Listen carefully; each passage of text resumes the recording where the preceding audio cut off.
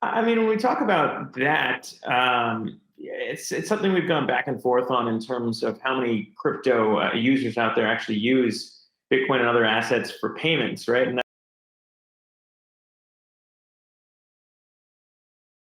Cryptocurrency surging, but we got to talk about Dogecoin, or as some of us like to say, Dogecoin. Zach Guzman covers crypto for us, and Zach, it surged what, more than 400% today. So tell us more about Dogecoin, or if you prefer, Dogecoin. yeah, more than 400% this week there, Adam. And today, I mean, it's been hovering between, at one point more than 100% just today alone. But when you back up and look at the gains for that crypto over just here in 2021, it's pretty astounding when you compare it to what you could have made. Let's just say hypothetically you were to put $1,000 into this project, you'd be sitting on more than $55,000 right now at this point in the year.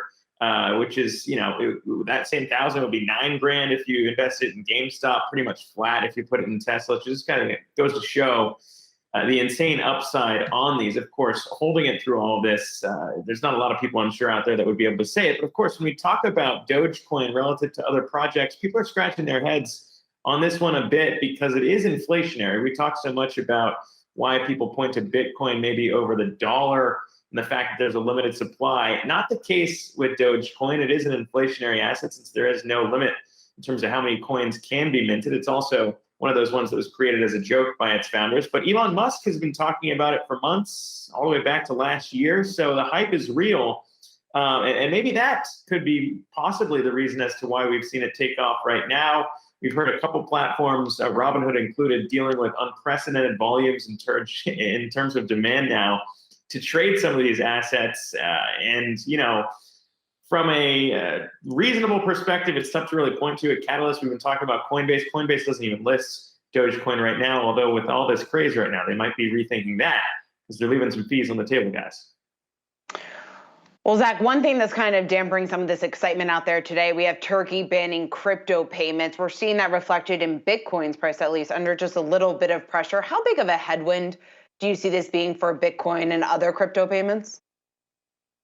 I mean, when we talk about that, it's something we've gone back and forth on in terms of how many crypto users out there actually use Bitcoin and other assets for payments, right? And that's something that obviously would have some appeal in a country where your currency has come down by about 10% in the last month. Obviously, that might be a piece of why Turkey's pushing this now. This would go into effect at the end of the month. But considering it's only a ban on payments, people would still be able to transact normally within the ecosystem here.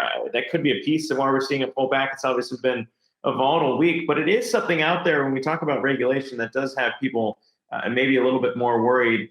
Then later we talked about India's potential ban as well. All of these things are pretty difficult to enforce when you think about how the government would actually police something like that, seeing as you'd still be able to send things back and forth. Going after companies who accept it as a form of payment sounds like an easier path to go if that's how they actually want to do what they're talking about here in Turkey. But obviously a different situation than what we're dealing with here back in the US. But one of those concerns we still always need to address and talk about whenever we're discussing cryptocurrency, since that's hanging over the heads of a lot of people. Luckily, back here in the SEC now, we have Gary Gensler at the head of that, now that he's been confirmed this week.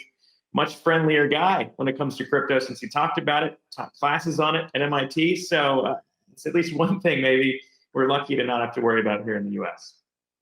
Zach, we will see you later. And Dogecoin, I still prefer Dogecoin.